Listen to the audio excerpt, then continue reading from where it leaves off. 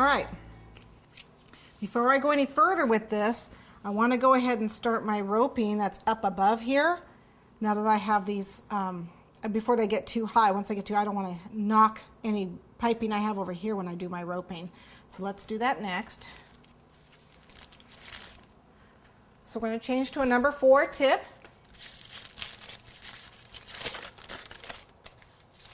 Okay, so remember we've marked this upper section into the 12ths are into thirds, and I only marked the first third. So between this section and here, I divided this into thirds, and I just marked the first one and not the second one.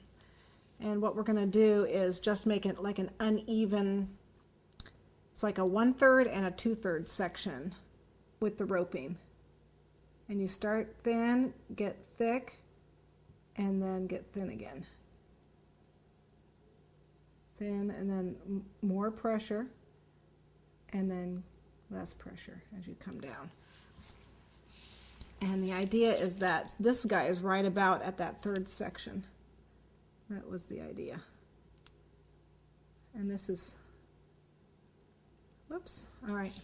If you goof it, it's really nice. You can see how it's not arced quite right. I can just take it off very easily.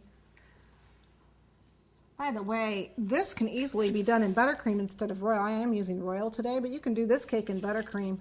The only problem is, of course, the sweet peas have to be done in Royal.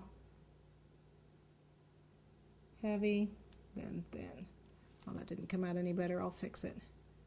Heavier, and then thin. Heavy.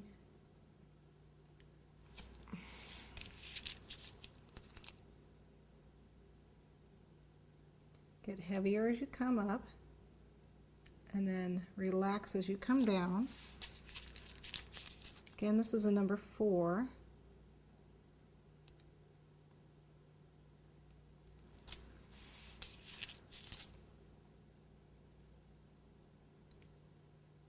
Heavy.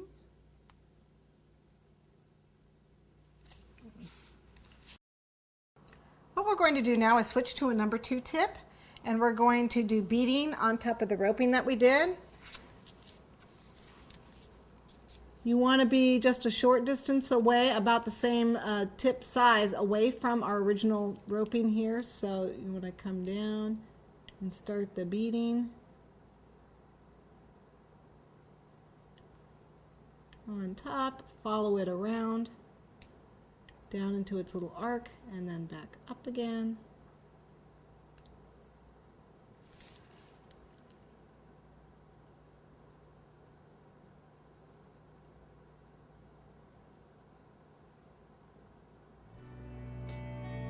You just want to go all the way around your cake.